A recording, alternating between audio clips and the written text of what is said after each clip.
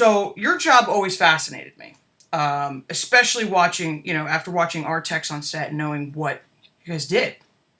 So it wasn't really a job. Okay. So, all right. So tell me about that. So it was really just very informal.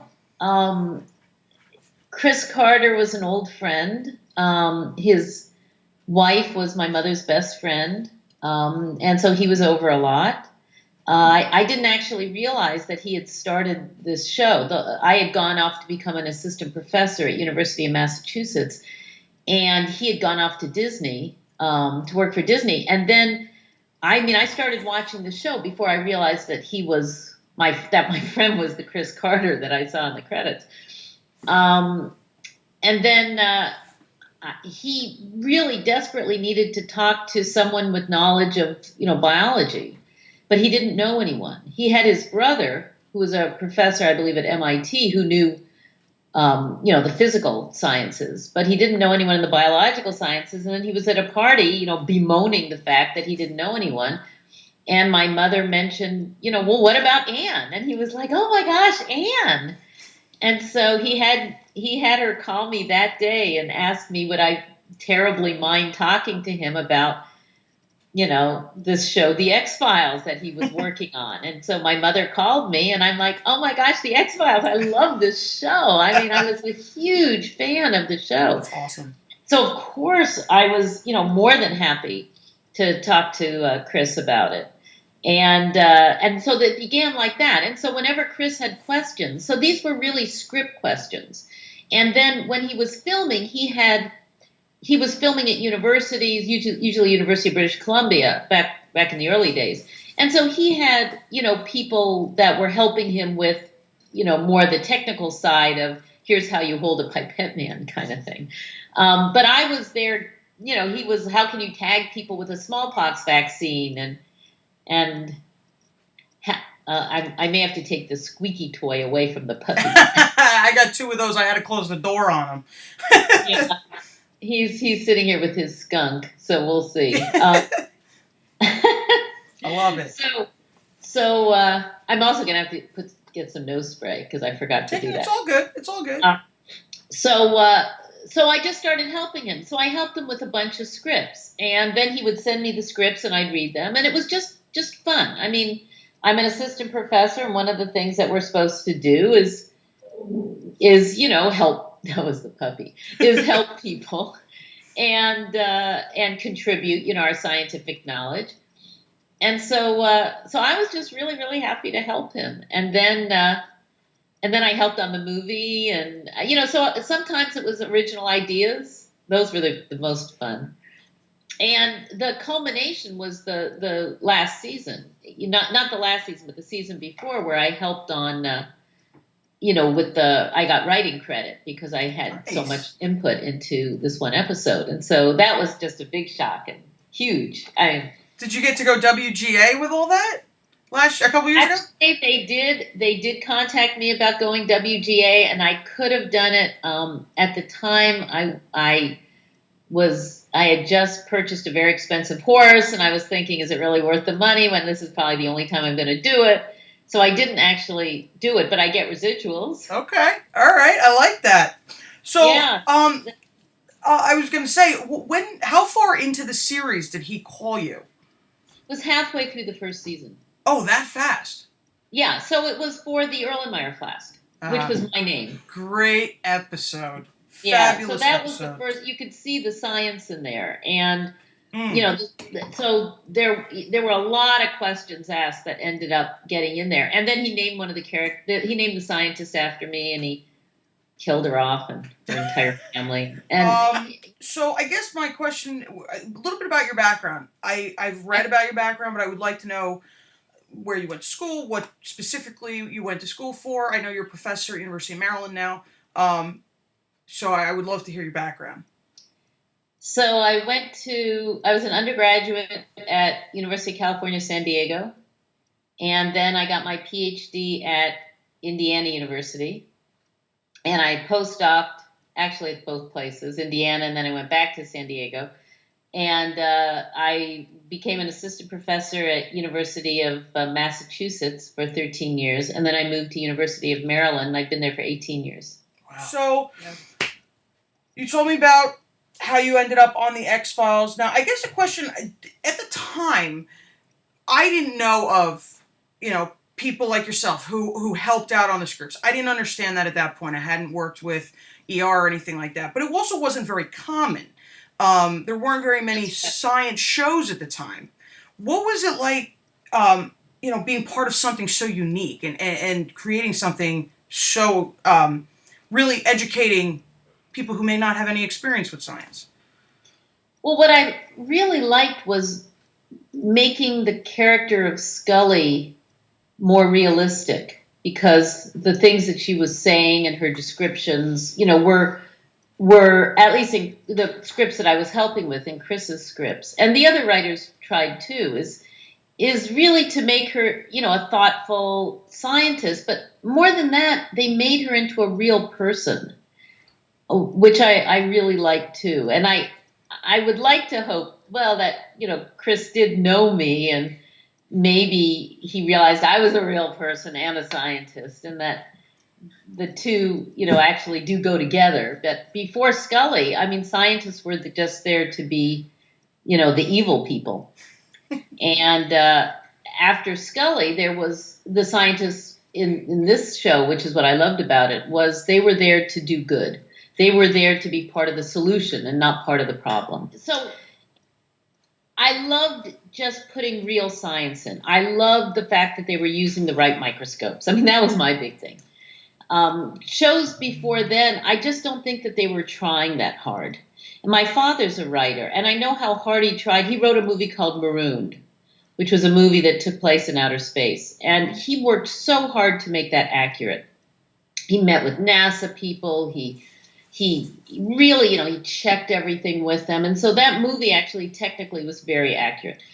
But on television, there was very little, I think, effort to make science accurate, because, what was the point? Especially science fiction shows, they figured they could do anything. And so there was no point in accuracy, right, possibly. But more than that, how many writers know a scientist? True. Back then, who do you call? And also they, if I was a writer, I wouldn't want some scientist saying, you can't do that, or, oh, that doesn't make any sense, or that's stupid, or, you don't want a scientist to be criticizing the crazy ideas that you have. You just want to make it more real. You want to make the crazy ideas sound more realistic. There were no connections between writers and scientists there. And that's why when the National Academy of Sciences, had this great idea, the head of the National Academy of Sciences, I wish I could remember what his name was, had a great idea that he wanted to start the science and entertainment exchange, where writers could get in touch with them. They would get in touch with the scientists that were on their list. I'm one of them. And then they'd get the two together. So make it really easy for scientists and for writers to get in touch with scientists. And so that's available now. And so many writers have taken advantage of it.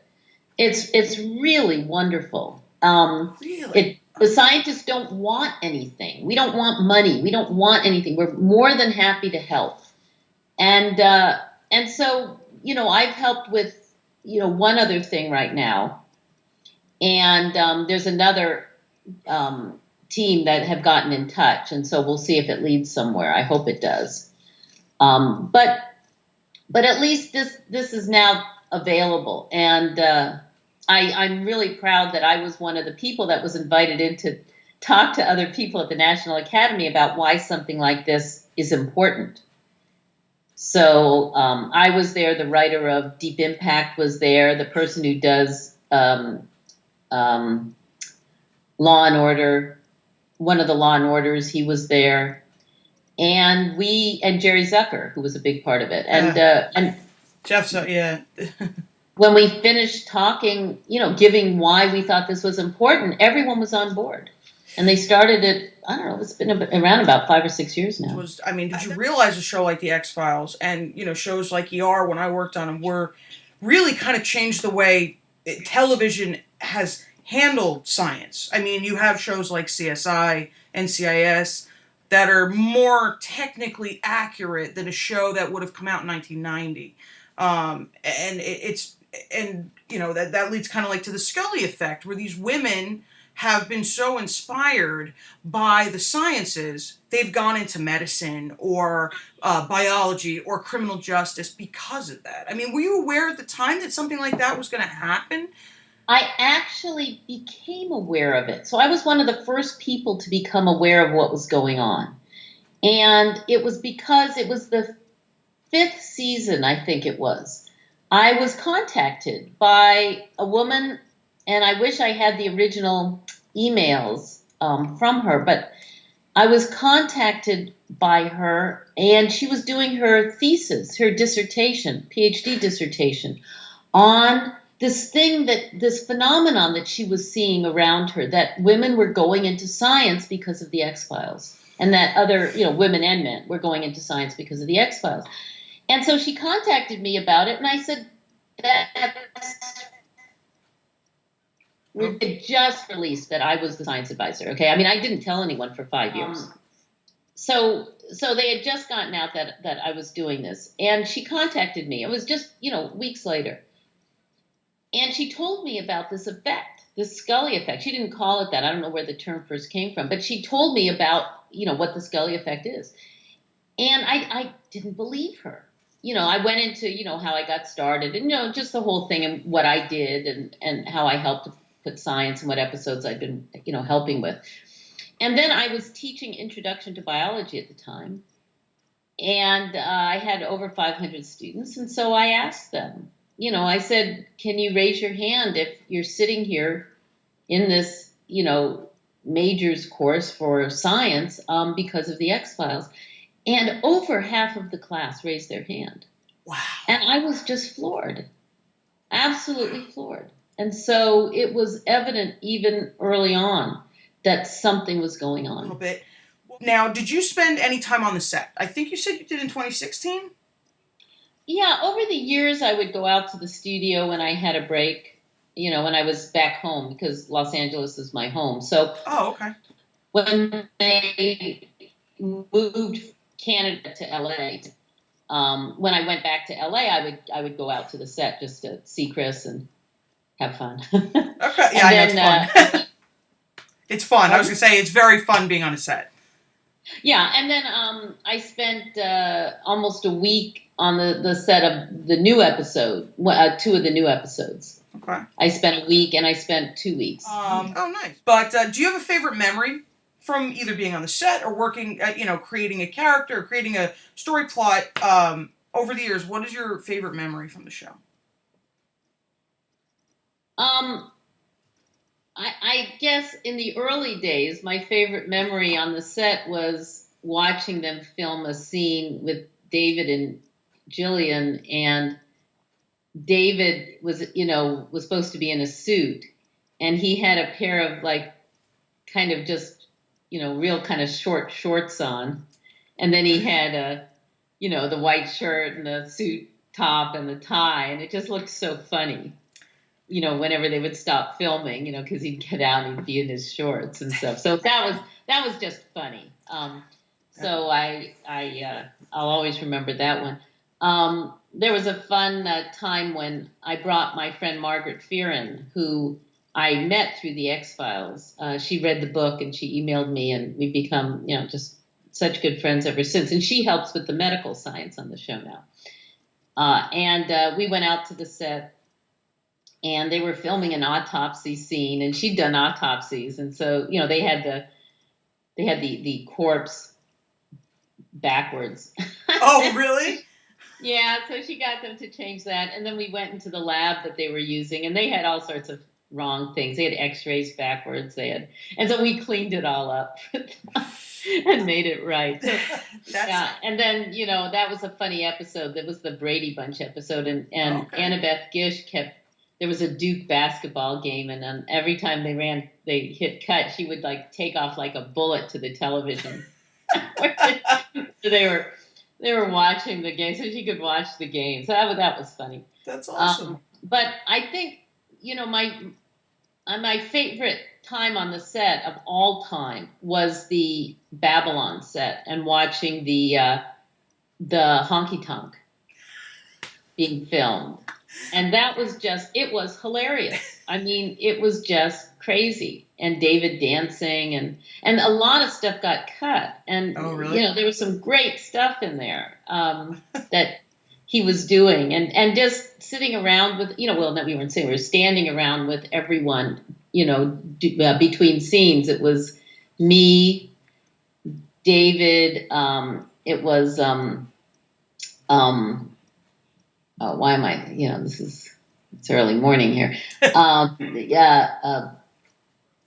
Skinner. Oh, Mitch Pledgey. Yeah, Mitch, who's always great. He's amazing. I love him. So it's Mitch, David, me, and the lone gunman. Yep. And we're all just kind of sitting around just talking and reminiscing because it was their first time back on the set after all this time. So everyone was catching up. And that was just fun, just being there and listening. And then I was hanging back near the band while the scene was going on. They actually did have a band there, a fake band. Right. And it was just, the excitement and the enthusiasm and all the extras. And it was a wonderful day. It took an entire day to film, way into like 3 or 4 in the morning. That sounds so right. Those dancers were just going on and on and on and on. And it was really early in the morning getting all of that done. But a great deal of fun. That season. There was a lot, and it was all filmed by I'm thinking X-Files for a long time. The woman who did the documentary, Julie. Okay. And so she had a camera there the whole time. Okay. She filmed everything. Okay. So there was a lot of stuff that was cut. David he wanted to see the replays, and he was like filming it with his camera phone and sending it to his daughter. And that sounds about right. It was just so much fun. When everyone else, when there was a break, Chris and I would rush back to his trailer and work on the last episode of that season. Right. And so, just reading it and reading what he'd done and making corrections and giving him, thoughts about it and stuff. So it was it was a very hectic day. That's beginning to end, and it was just literally one of the best days of my life. That's awesome. That one day. That's awesome. And that script, I think it was called My Struggle Too, was a fabulous script, very medical heavy. So there was a lot of biology and science in it with the bacteria and everything had to, she was trying to come up with the vaccine and of course it ended up being a dream. But it was. The thing about it is I kept saying to Chris, do you want to leave all the explanations in? You want all this? He says, yes, I want the science to be there. I want it to look like they were really thinking scientifically and the 2 women scientists saving the world. What could be better? One of my questions is, have you integrated the X-Files into your teaching? Now, how have you done it on an everyday basis? Now, you're saying on a broader basis, but how have you integrated it into everyday classes? So it's very easy to add the X-Files to one's classes.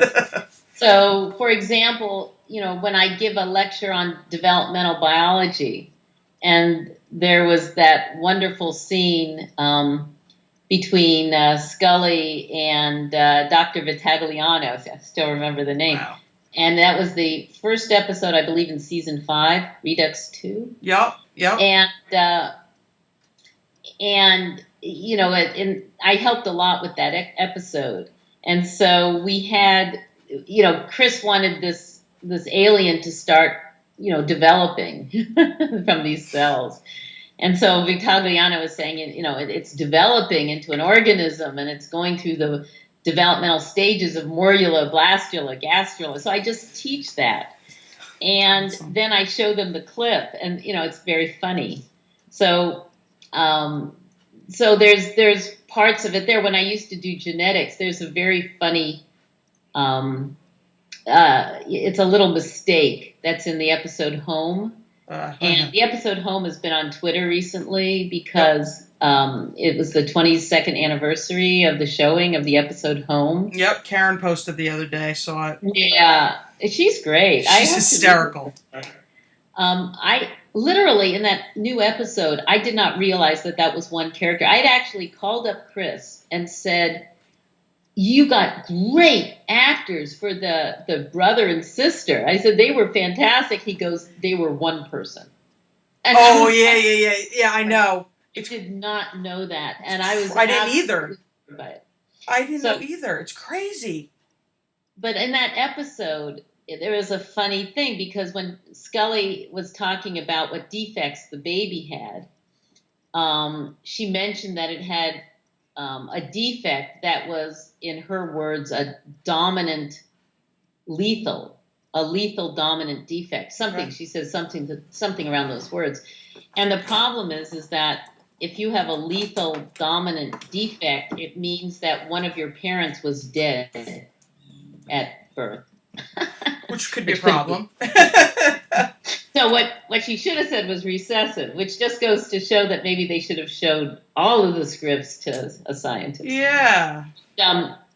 But that was just something that was funny. So 25 years, and then writing the book and having a lot of kids read the book, and I used to give a lot of talks at universities and also high schools and libraries, and I'd have kids come and see me afterwards and just say, I didn't think I could be a scientist because scientists were nerdy and they were antisocial. I mean, they were, just rattling off all the stereotypes of scientists.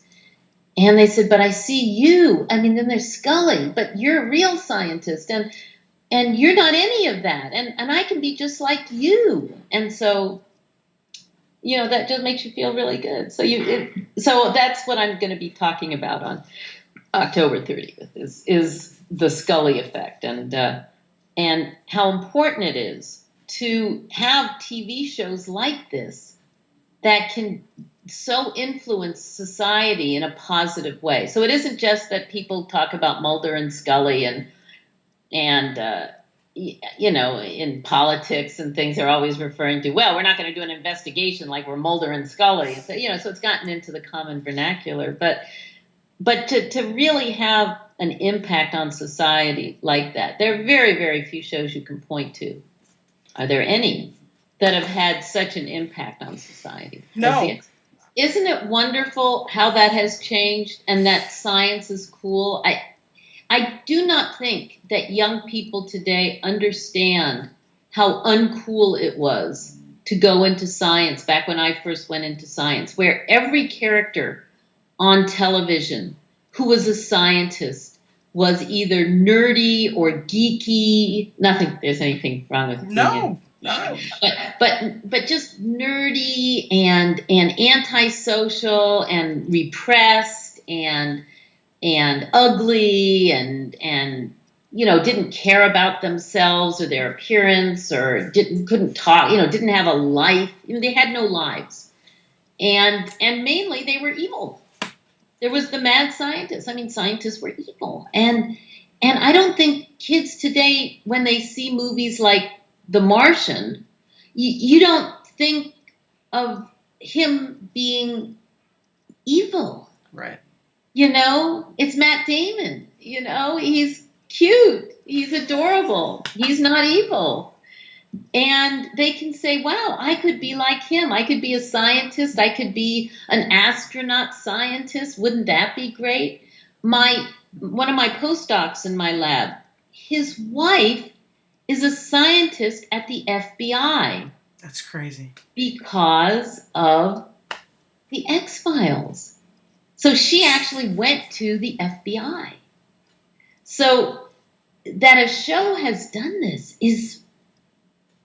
it's just, I never expected this. I never suspected it. I was just so thrilled at the time that there was going to be a character on TV, and Gillian portrayed the character in such a warm and beautifully intelligent, way that could influence so many people is, I mean, I thought that, anything that I left for society would be in science, but to have this as well, to have been a part of this, truly revolutionary television series,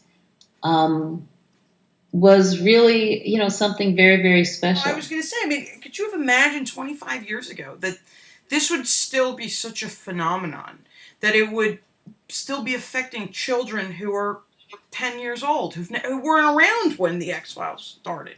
I was, frankly, so I was not part of the whole fandom for the X-Files. And so when it ended, it was like, okay. And I didn't really, there wasn't much science in the last couple of years, and so I wasn't helping really for the last couple of years.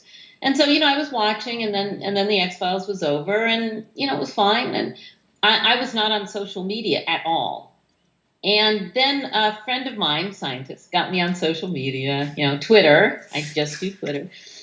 And that was right before I went to the set of the X-Files during the 10th season for the Babylon episode.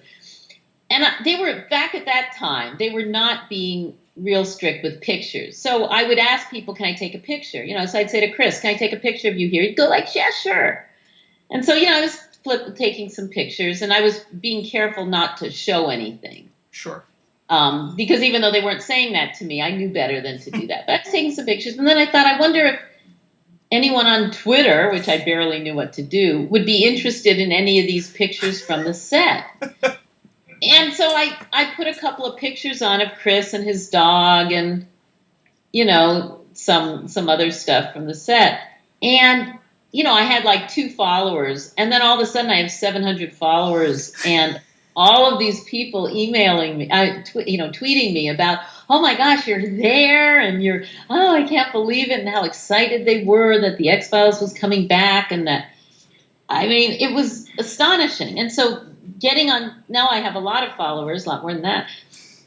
And I'm a really big fan of social media and how social media can be used like the X-Files to help personalize science. So, most of my followers know me as, a science advisor for the X-Files and someone who's just like them, loves this show. But I can also then tweet out things that I care a great deal about, like vaccination of your children, like using science to improve crops and make the environment cleaner. Because we cannot keep growing food the way we've been growing food in the last couple centuries, or we're going to, even accelerate the destruction of the planet. We have to do things in a much more sustainable way. And we can do that with some clever, tiny little modifications of plants. Plants are not perfect. Maybe in 1,000,000 years, the plants will have evolved to be much more perfect, but they're not right now. But we can tweak them slightly and make them much more drought resistant and and pest resistant and things like this. So this is really important, and it's important that people don't only hear from the side of these issues, and they tend to be, unfortunately, celebrities that people are very anti-science. So using social media is wonderful because followers can see that you're just like them. You're a real person. You may be a scientist because you chose this interesting occupation, but you're just like them. You care about the same things they care about.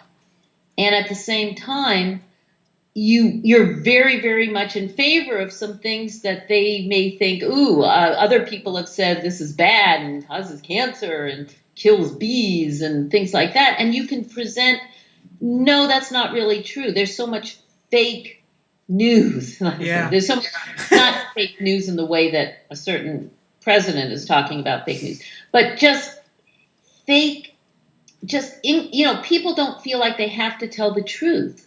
That the truth somehow is becoming something for other people and not for me. That now it's like you can lie about things if it helps you get to a certain point. As scientists, it's never okay to do that. Never, ever, ever. You always present whatever is the very best science, the most truthful information that we know about things. This is the only thing you care about. So my use of social media is to try to get people to understand, gee, I've been studying this for 35 years. I really do understand what's going on.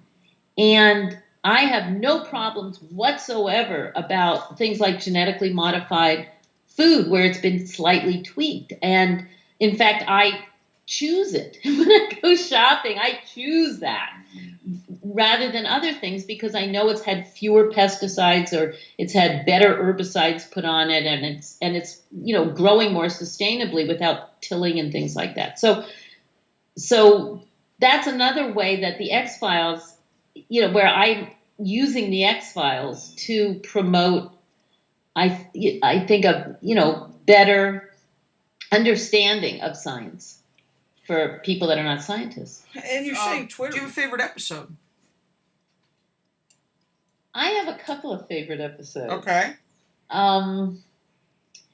So obviously my struggle too. I mean, that was just amazing to introduce 50 million people to CRISPR, to this new technology that we have, and to this system that bacteria have to protect themselves against viruses, and how that can be used to modify the genome. And back then, people didn't know what CRISPR was, and now a lot of people know about it from the X-Files. One of the things, and this, you can cut this, but one of the things that NSF is always, the National Science Foundation, is always asking you is, how many people do you influence with your broader impacts? And so in my last grant proposal, I put down 50 million people were influenced by my broader impacts, which is probably a record. Because 50 million people, I think, watched the episode or watched the series, and they saw the science that we were putting into it and hopefully got fascinated by it. So that episode, absolutely. My other favorite episode has to be Postmodern Prometheus. I knew you were going to say that. And it was based on an idea that I had given Chris, and so it's my only idea that ended up as an episode. And don't think I didn't try with other ideas. I was always like, ooh, I have an idea. But I did, when I found out that the X-Files was coming back last year, I called him because I did have a really, really good idea, and he ended up incorporating it. That's awesome. So that was great. But for Postmodern Prometheus, this was before there was even a script. And I was just, there are these crazy fruit flies that have legs coming out of their mouths and legs instead of antenna dangling from their heads. And I just thought, this is a great X-File monster of the week. And he agreed. And then he wrote this crazy episode from it. This crazy black and white episode, which is not very, politically correct today episode. True. To say the least. But there was just something about that episode, and it was the only episode that really featured a mad scientist. So and I'm not into mad scientists, obviously, but there was something so funny about him. And but there was Scully there to balance it. It was just a great episode. It was certainly one of the funniest. And I loved the science that was in there. I loved that I had sent him off to Indiana University to interview Tom Kaufman, who was an ex-professor of mine, and look at the flies and entertain Tom Kaufman's lab for a whole day that were huge X-File fans. And wow. They actually, when Tom Kaufman, who's a developmental biologist working on these fruit flies, he got an award, one of the top awards from the Developmental Society of America. They actually played a clip from that as he was coming up, and the whole audience just burst into laughter, apparently. And it was, so I love that episode. So I love how it came to be. I love the finished product. I love the scene at the end with the dancing and Cher. I love the fact that it led to this wonderful event for Tom.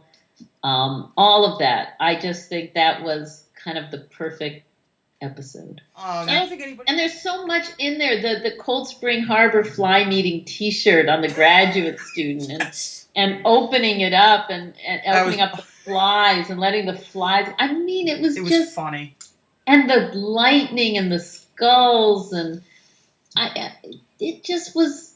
I don't know. I just think it was a really perfect episode.